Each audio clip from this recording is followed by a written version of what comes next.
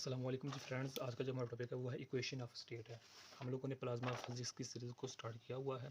तो इस सीरीज़ में हम इन टॉपिक्स पर पिछले वीडियोस में बात कर चुके हैं, ये देखते जाएं। तो आज की जो हमारे पास वीडियो है वो वीडियो नंबर 6 है। इसका मेरे पास डी पार्ट है equation of state. Last video में हमने इक्वेशन ऑफ कंटिन्यूटी पर बात कर ली थी। तो आने वाली वीडियोज़ में इन टॉपिक्स पर बात करने की कोशिश करेंगे। तो आइए इसको स्टार्ट करते हैं। बिस्मिल्लाहिर्रहमानिर्रहीम सल्लल्लाहु अला मुहम्मद सल्लल्लाहु अलैहि वसल्लम।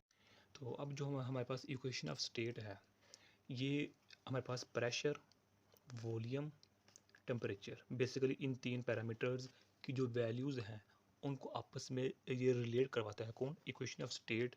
किसके अंदर? थर्मोडायनामिक इक्विलिब्रियम के अंदर। थर्मोडायनामिक डायनामिक थर्मोडायनामिक इक्विलिब्रियम के अंदर किसी भी गिवन सब्सटेंस की टेम्परेचर, प्रेशर, वॉल्यूम की वैल्यूज़ को आपस में रिलेट करवाने का काम इक्वेशन ऑफ स्टेट करता है। यानी कि अगर हम कहें कि जो इक्वेशन ऑफ स्टेट की जो सिंपलेस्ट एग्जांपल है वो हमारे पास क्या है कि प्रेशर, वॉल्यूम और absolute temperature of 1 mole of an ideal gas. कोई हमारे पास ये सिलेंडर है, इसके अंदर हमारे पास 1 मोल ऑफ आइडियल गैस है। तो इस 1 मोल ऑफ आइडियल गैस का जो प्रेशर, वॉल्यूम और टेम्परेचर है, एब्सोल्यूट टेम्परेचर है, इसका जो रिलेशनशिप है वो हम इक्वेशन ऑफ स्टेट से डिफाइन करते हैं। यानी कि वो क्या है हमारे पास P V is equal to R T. Okay, तो जहाँ हमारे पास जो आर है ये हमारे पास क्या है? यूनिवर्सल गैस कांस्टेंट है। अगर हमारे पास जो गैस या यानी कि गिवन सब्सटेंस गैस भी हो सकता है, लिक्विड भी हो सकता है और सॉलिड भी हो सकता है। अगर गैस, लिक्विड या सॉलिड डेंस फॉर्म में है तो हमारे पास जो इक्वेशन स्टेट होगी वो कॉम्प्लिकेटेड हो जाएगी। तो ये हमारे पास छोटी सी एग्जांपल है। अब हम आते हैं कि जो थर्मोडायनामिक इक्वेशन ऑफ स्टेट है, प्रेशर और एन के दरमियान वो हमारे पास क्या है? P इज इक्वल टू सी रो। हमारे पास ये है सी हमारे पास क्या कांस्टेंट है। ये हम किसकी बात करने लगे? फॉर एडियाबैटिक प्रोसेस के लिए।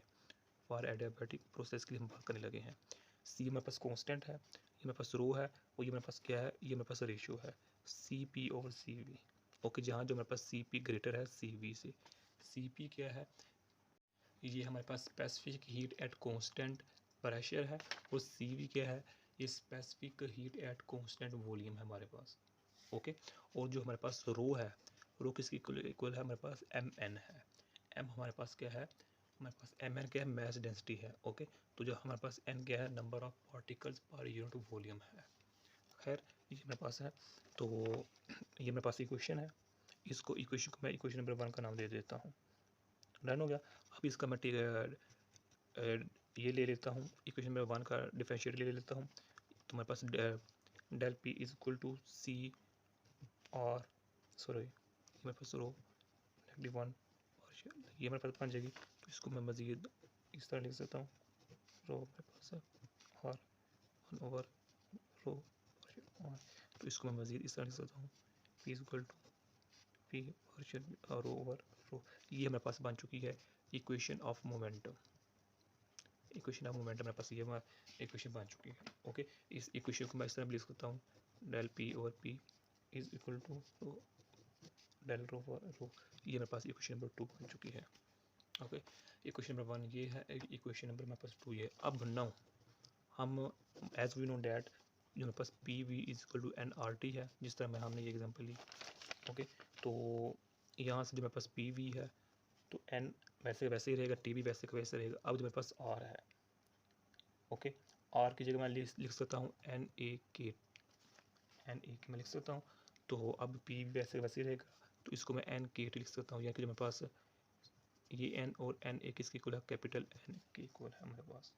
ओके, तो यहाँ से मैं पी की वैल्यू ले सकता हूँ, एन ओवर वी के टी है, तो पी इज इक्वल टू पास बन जाएगा स्मॉल एन के टी।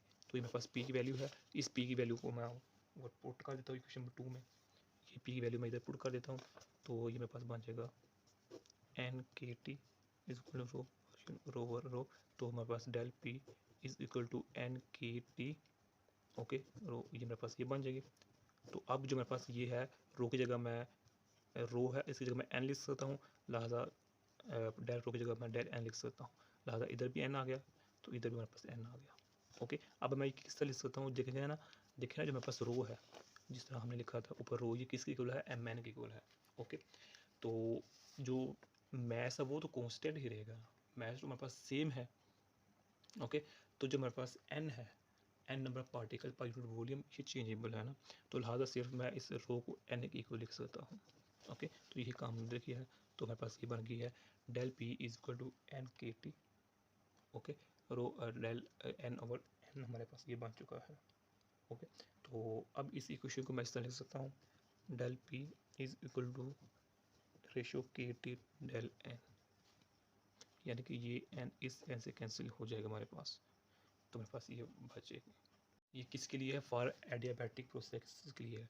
अगर इस इक्वेशन को मैं लिखूँ फॉर आइसोथर्मल प्रोसेस, तो हम जानते हैं कि फॉर आइसोथर्मल प्रोसेस के लिए मेरे पास रो की वैल्यू 1 होती है, तो लिहाजा ये इक्वेशन बन जाएगी del P is equal to K T del N. ये मेरे पास फॉर आइसोथर्मल प्रोसेस के लिए बन चुकी है इक्वेशन। तो यही आज का हमारा टॉपिक था। जज़ाकल्लाहु खैर। अस्सलामु अलैकुम व रहमतुल्लाहि व बरकातुहू।